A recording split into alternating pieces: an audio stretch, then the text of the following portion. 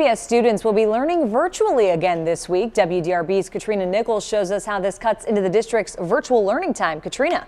Hayden, I spoke with one of the reps of the JCPS Teachers Union earlier today, who says this is the right call, even though JCPS will only have 2 NTI days left for the entire year.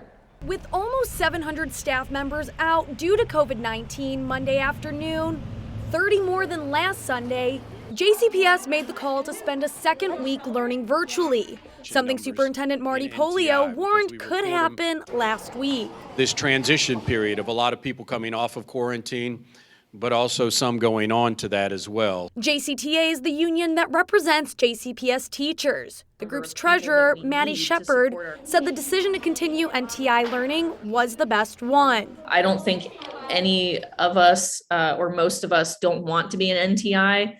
But I think a lot of people are relieved just to be able to not have to work around the staffing shortages this week. Shepard normally works at the district level training teachers, but she says that's not always what she's doing, as an overwhelming number of staff members are continually out because of COVID-19. All of us are subbing, when we're needed. Our assistant superintendent of teaching and learning is subbing in the schools because that's, where we're needed. After this week, JCPS will only have 2 days left to use as NTI this school year.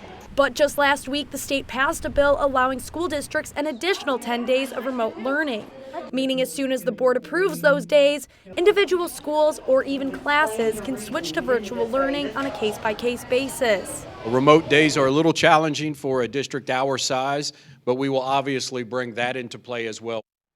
Tomorrow night, the JCPS school board could change the district's quarantine period to align with CDC guidelines, which shortens from 10 days to 5 for unvaccinated people. Katrina Nichols, WDRB News.